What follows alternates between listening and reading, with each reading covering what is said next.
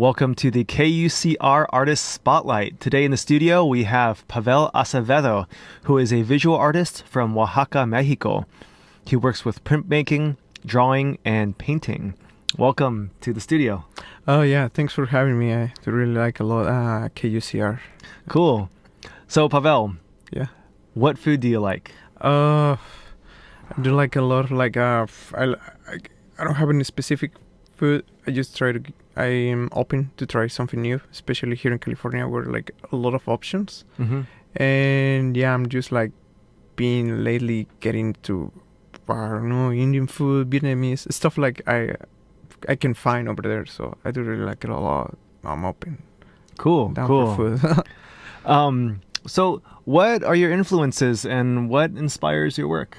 What inspires my work is it's my friends they surround me, and whatever is just like or like whatever the events are just happening right now, or like, you know, it's not like it's a trendy topic or current topic, but it's like stuff like people is going through, especially friends from here, California to Mexico. And as an artist that I like, I feel like mostly it's like my friends' work, whatever I are doing right now, like illustration, painting, music. Now I've been a lot of like influence around music, so that's a lot right now that inspire me. Cool. So you're born in Oaxaca. Yeah. What's it like making art in California? Like, what's the difference? What are the differences between Oaxaca and Riverside and similar things too? Well, the big difference between Oaxaca and Mexico is like Oaxaca is more cultural active than Riverside. I'm not saying like up and down, but it's like there's a lot of stuff going on all the time. So I feel like if you're like doing something like creative, you have to be surrounded by like all this like energies, you know, to feel like, I don't know, to make something. That doesn't mean like whatever you're making is gonna make was gonna provoke something on somebody. Probably, I don't know, but there is like a lot of stuff it's happening all the time, you know. And especially about just like art, it's just like different stuff, like it's pretty active. So that's one of the stuff that I will point. And making art here is like, it's challenging, it's good.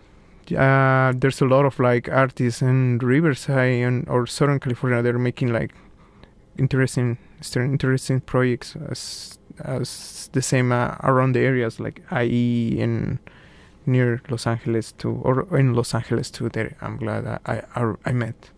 Cool. Which artists are you really liking right now? Like, whose art do you really like at the moment? Right now, I've been doing a lot of printmaking, mostly linocut and woodcut. And one of the artists that I like a lot is from Mexico. He goes by Mazatl, M-A-Z as a zebra, A-T-L. He's a badass. He's a good artist. He also does murals and works with this organization, an artist cooperative called Just Seeds. That we had a show at the info show. It was like it was good. So him, and there's another artist that I met once. She's from Mexico City. Her name is Diana Hernandez, and same like has a lot of discipline. I only met her once, but I keep following her work, and it's good. And there's another artist like from here. I want to say like same printmaking. It's not because I feel like it's just in the moment right now, and they're an influence. Like she goes by Swan, and I guess it's from New York, around the area. It's doing like interesting projects talking about printmaking. Cool. So you're working on a lot of like different work, on a lot of different pieces. What mediums are you working with right now? Right now I've been like doing like drawing. I've been drawing lately. I draw. That's something that I always do, and everything starts from drawing. So and I always try to change or like make a mixing disciplines. Like if I'm drawing, and lately I want to change something, so I want to do like painting, and it's something that puts me in different spot, in different mood. So I don't know. And that's what I always like trying to change, you know. So Mm-hmm. right now I'm doing like some drawings and printmaking. I'm start like some pieces where I started a project today, like mixing a silk screen with a linocut, which is like, it was interesting to learn today. Tight. Yeah. And you talked about the soy sauce. Oh yeah, the soy sauce. Yeah. Oh, I was working self-help graphics. We're doing a project. We can talk more later about the project. And there was like time to clean, you know. And here in Mexico, like we use all like turpentine and stuff like that. It's not healthy, Mm-hmm. but we do it, you know, in that way. And here, like everybody, like really like aware or like conscious. Oh, you have to take care of your health, and it's like, all right. So there's like new techniques that I'm not familiar. So I was like, time to clean my materials, and I asked the guy, hey, well, you know, I need to clean this. Where's your turpentine? He's like, well, we use soy sauce. I was like, all right, cool. So I went and just started like, they were teasing, you know. So I started like using the soy sauce, and like works pretty well, and that's something new. I was like, wow, I can't believe it. It works well. Dang. So the soy sauce works well to take off like the ink and everything like that. You can be eating and and cleaning at the same time, you know. It's cool, man. Like it. Cool. So, what's it like having your work on the cover of Marron, the hardcore band's most recent record? Excuse me. It's exciting. It's exciting because like I met Julio Chavez, the drummer, like years ago, one of the first shows at the Info Show, Mm-hmm. and I met him there. And later I met like the members of Marron, and I do really like for what are their standing, their ideals, and like the ethic to do their work, you know. So when they just like asked me, I was just like, wow, this is good, and it's proud, you know. It's an honor to have your work with a band that you like and respect, you know. It's awesome. That's cool. And the band Wally from Tijuana asked you to design their T-shirt. Yeah, they're putting they're having their last tour, and they're been like they're playing. I was in Mexico, they were playing several shows, and they just play in Puebla, I guess, and with other bands. So right now they're coming to Riverside March something. Mm-hmm. They're gonna play Back to the Grind, right? So they asked me, Rene and his girlfriend Abril, like to do something for the last T-shirt, and that's where I came and I threw this picture that I'm into to doing compositions between like kind of bondage with flowers. I don't know if it's bondage. It's not a bondage. That one, it's not like that. It's just like different. Cool. Because I don't know how to do that. But yeah. Cool. I'm excited to see it. I'm gonna get that shirt. Yeah. Please get it. Support the bands that are coming. That's what matters. So, Pavel, Mhm. you just came back from a trip from Oaxaca. Yeah. What were you working on over there? Well, I was in Oaxaca. I was helping 2 projects. They are doing well right now. They're like emerging projects that came out at the same time, and they share a lot of like points of view about like making art, being creative, and how you can influence or like be influenced by other people, you know. And those places are Espacio Centro, which is run by Nidia Rosales, and the other one is Taller Gráfica Libre, which is from Betty, forgot her last name, and Adrian. So they're a couple. They're like making these projects, and they start like to set up this portfolio of prints, and it's called like Transporter, like graphic, and in brings like artists from printmaking artists from the U.S., like from Philadelphia, from El Paso, Texas, and from Los Angeles, California, and some other artists from Mexico City, Guadalajara, and Oaxaca City. So it's a good blend, and like seeing like how they're doing, and like put this like works, and I was doing that, and at the same time like this other printmaking studio that I worked with them, I guess 2 years ago. It's called like Taller Imagen del Rinoceronte. They went and did a presentation at Espacio Centro, which is led by Nidia Rosales. I'm a collaborator there too. So they set up a group show about what are they doing, because like mostly they using printmaking to teach in the community called Tlalpan in Mexico City, and the classes are free. So and it's all ages classes.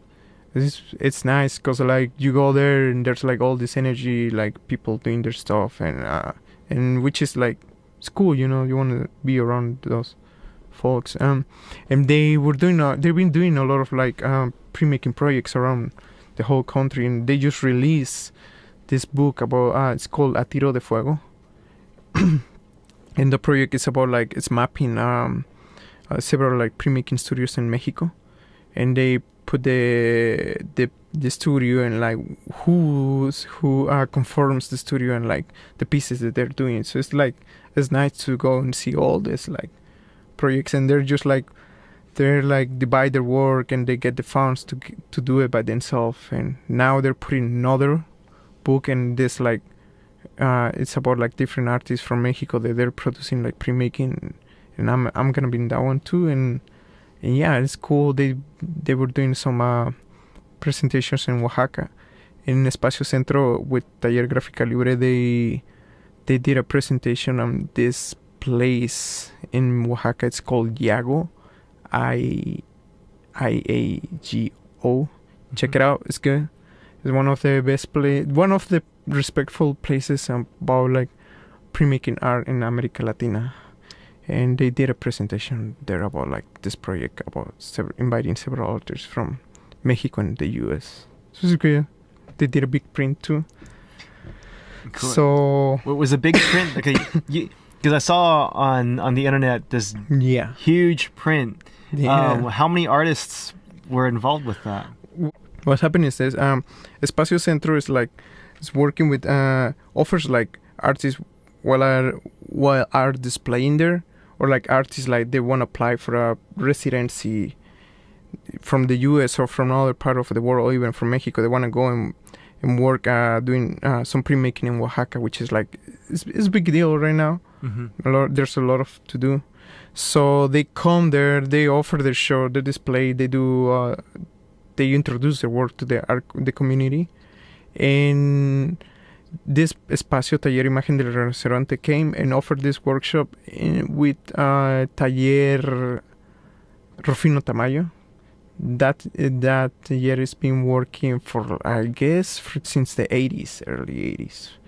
And a lot of like artists has been through, and it's been supporting a lot of like artists around like the whole Oaxaca, the art scene. I was there too. I was one of the students, and you go there and you learn a lot. I mean, you got the materials, and by the time when I was like a student there, it was like pretty cool. So it was like 20 members like doing the printmaking. So it was a huge linoleum, and what they do was like cutting the pieces and they carving. And they made a puzzle, but they put it like a topic about like, I don't remember right now, but it was about a snake. So it's just, I'm bad sometimes with memory. But it was pretty cool. So at the end, we were like inking the plate, and just like everybody like getting together, hurry up, and like came out this huge prints. There was like, because we didn't have a big press, so we have to use like, the tools to do massages. So it was like that. bottles. It was good because you're like Cool. with that. Cool. You're like in a rush doing some, or not in a rush, but you're with that and like they split the students. So there were like two teams working, and like the professor Humberto Valdez was there, like, which is part of this grupo Taller La Imagen del Rinoceronte, and all these students and folks like working intense. It was Cool. nice. So, tell me about food in Oaxaca. What did you like to eat? It's, well, I like mole a lot. Mole, it's like big for me. And street food, I like a lot. Street food down there, like What's street food? I like tacos, tlayudas. There's something that people doesn't know from here, and there's like all these snacks that they give you in cantinas, and you go and like eat. Like there's a big torta. It's like this size, like a giant torta. That's how it's called. And you eat one, and like your food, you know. And there's like particular places that are like they have like reputation for years, you know. And there's a lot of meat. There's not just meat. There's just like a lot of vegetables, like insects too, like grasshoppers, the chapulines. Chapulines. Yeah, That's Pilar good. likes them a lot. So I always, every time that I go there, I brought her like, some for her, and like worms. And it's like you don't have enough there to eat. You have to eat. It's good. So, you had some pretty good mezcal in Oaxaca? Yeah, it was good. Nice, It was good, nice. really good. I brought some. I couldn't bring more. Yes. But yeah, it was good. It's always good to drink mezcal down there. Yeah, I have good memories about mezcal. There was like a process that I was talking with a friend. There's an artist. His name is Alberto Cruz, and we had a show about like, it was called Oaxaca Collective at Urch Palette. So there was one of the pieces where it's like a bottle of mezcal, Mhm. and inside there's like a guy with a mask of a diablo, Uh-huh. and I was like doing all this process of like a drunk people does, you know. So yeah, it was fun how people can be related to the process, and at the end I felt some like all like dead, but it's not dead, you know. That was cool. And there's all I had a show with this talent printmaker from Los Angeles, one of the best printmakers in Los Angeles. His name is Daniel Gonzalez. Mm-hmm. He's really involved, and he is his second time like visiting Oaxaca. So he was there, and we had a dual show at the Mezcaleria in situ. And if you are on Instagram, they always put their what's going on with them. There's this maestro mezcalero. His name is Ulises, and he's really involved. He's been publishing about mezcal, seriously investigation. No, somebody else. It's just like for fun, you know. It's like it's well respectful and support a lot of like people too. Cool. Do you want to talk about the Georgia guy? Oh The yeah, Georgia guy in Oaxaca? yeah. I have a friend. I met this friend. It's interesting because like he's from Georgia, but the first time that I met him, I thought he was from Mexico City, you know, because he doesn't have an accent already. He's just like talks and just all this slang, and I was like, hey, I was talking, and later I found out he's from Georgia, and I look at him like, what are you doing here, you know? And he likes a lot down there. He likes the lifestyle. He has good points about like how like stuff work here, how is the life here, you know, the rush of this life in the US, and mostly right now it's like really on, you can see that, you know, because right now when I was coming back to the US, to California, I mean the first news that you're seeing is all these rallies of KKK, you know, and how like this person, I don't know if it's a person, but that thing, Donald Trump is like racing, you know. It's like it really worries, you know, because you don't want to be around the people And by my experience in Riverside, California, and especially so-called, you see that, and you can be a witness, and you're one of the persons. You see how like it's like it can be like an everyday basically, and it doesn't feel good. So him as a white person, he was like talking, so it was interesting. It was nice. He put like critical points, and he enjoys his life down in Oaxaca. So it's cool. It's cool. Good to see that. That's cool. And you also mentioned that, you know, his upbringing, he was taught certain things. He was taught to think certain ways, but being exposed to different cultures and things like that, he, you know, doesn't like that old way of thinking. Yeah, because like he said, like he brought 2 points that they're facts right now, like how like people here's like has been teaching and the base of like being afraid and being like aggressive, you know, about it. How like something that you don't know, you have to label it in a certain way, you know, and that's something like that's really powerful here. That's why this ignorant thing, Donald Trump, is like doing it, you know, and there's a lot of people that doesn't have a fuck, but they have a big mouth. So when people like Sam, they're like stepping out and they're like bringing those topics, it's respectful. I feel like it's their time, you know, to do that. Cool. So, you being from Oaxaca and here in California, do you get labeled as a Chicano artist? I mean, do you identify with the label Chicano artist? No, but there's something like related, because they're like how like from what I heard like about Chicano art, they relate a lot about Nepantla. It's a Nahuatl term. So Nepantla means like being in between two worlds. They use it a lot of in literature, Chicano literature, and that's what sometimes I feel, you know, because like I'm Southern California, but I still have my life back in Oaxaca, you know? So it's like sometimes how you want to be in the middle of those two worlds. That's how I feel like it's kind of, I can relate with Chicano artists, but sometimes like how people like, or how me at school, like we saw like Chicano artists and was like all these pictures coming like lowriders, pachucos, cholos, Virgen Marias, and all the stuff that we saw in books. And it's like, I'm not really related to that. I know them, but it's not in my circle. Doesn't really affect me like immediately, like other topics, you know. But there's like Chicano artists that I do admire a lot. Like, and one of them is I met this artist. His name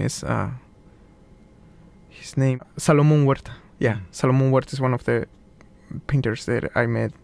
And John Valdez is another one that I met. And yeah, they're like, I mean, to me, they're big when I saw their work. Like when I was at school and during the, you know, our history of art, you see those topics. And yeah, it's like really, it was related to me because, I feel like really interested about it because they're figurative artists. They're like they manage the figure like as a not as a classical painter, but like academical. So I felt like they were challenging a lot of like good galleries, or like not good galleries, just like artists that they're like fine art, and they were mixing it with all these topics about like their experience of Mexican American, or like their culture, masculinity, yeah, and all this stuff. So it was like, it was good for me, I don't know, to see their work. They did a good impact. So when I moved here, it was affect me more, so I understand more about it, because while you're there, like, you don't get that much. Cool. So I'm always curious about people people's schedules, who artists, writers, and creative people. What is your schedule like? Like, how do you like to make art, or do you like to make it in the morning or in the night, or how do you like to work? Every time I make a schedule.